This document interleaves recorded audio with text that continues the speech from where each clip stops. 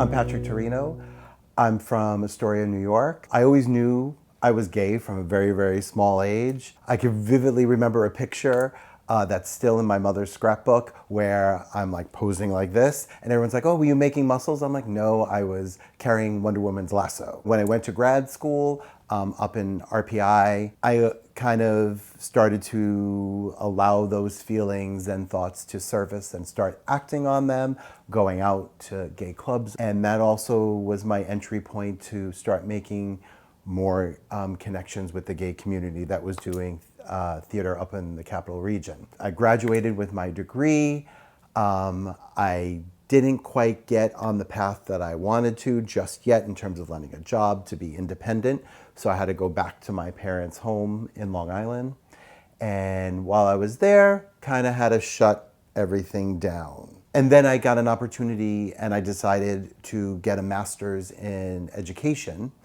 So I went to Hofstra and I became a hall director, which then allowed me to go outside the house and live at Hofstra. While I was there pursuing that degree, my dad got sick with cancer. He actually gets sick and passes. And in that moment, as I'm preparing to graduate from Hofstra, I decided I was going to tell my mother that I was gay. And in my mind, I was thinking this was a good time because what could be any worse than losing daddy? She reacts not good.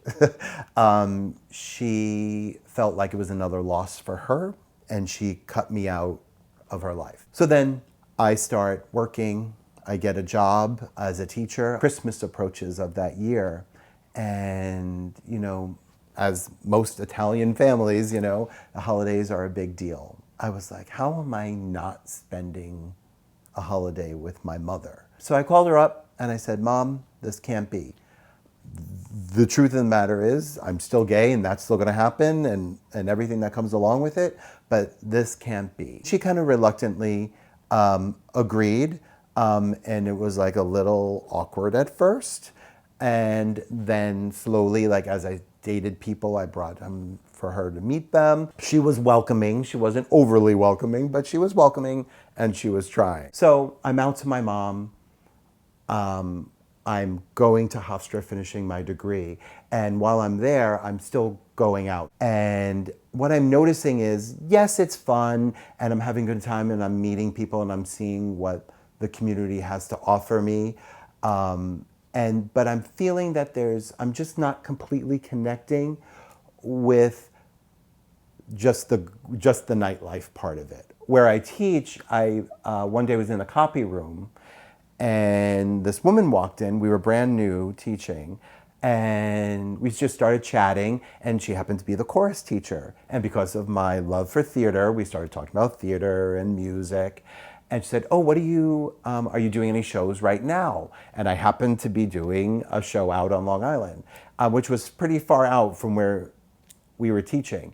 And she's like, "Oh, maybe we'll come check it out." That weekend, I'm doing the show, and lo and behold, they show up. Her and her husband show up. And we started being incredibly tight. And then she has this knack till this day of always trying to recruit people to come to church. Because not only is she the choir teacher at our school, she's the minister of music at a church in Brooklyn. And she was like, "It's a welcoming and affirming church." And I was reluctant at first. And then skip ahead a couple of years and they have twins. And they very graciously honored me with the thought of being the godfather to their children. In that, I had to go to the church to christen them. And I started to meet some of the folks that were there. And I was like, oh, you know, it's not a completely gay church that, you know, that every couple or every person there is gay. It is completely mixed and heterogeneous. There are gay members, gay couples, gay families in the church, but not exclusively. It was a black lesbian, you know, obviously giving the sermon. And she just had this way about her of bringing people in, regardless, not just gay folk, but just everyone. And I was kind of hooked then. And I decided to start attending regularly. And I joined the choir at first. I decided to become a member of the church. I was a member for a little bit, and then someone asked me to become an elder of the church, and then I was asked to become the clerk of session, which is the body that governs the church. This was that deeper level where your queerness resonates in a broader community. Once I decided that I was going to be an out gay man, I wanted all the parts of my life to be equally represented. I'm a son, I'm a gay man, I'm a teacher, I'm a Christian. In all of those things, I'm a gay man. I don't want to parcel out who I am at any one moment. We're not just one thing, we're a composite of many things. And we're going to love your full self. We have to love each other for their full selves. And it's just essential.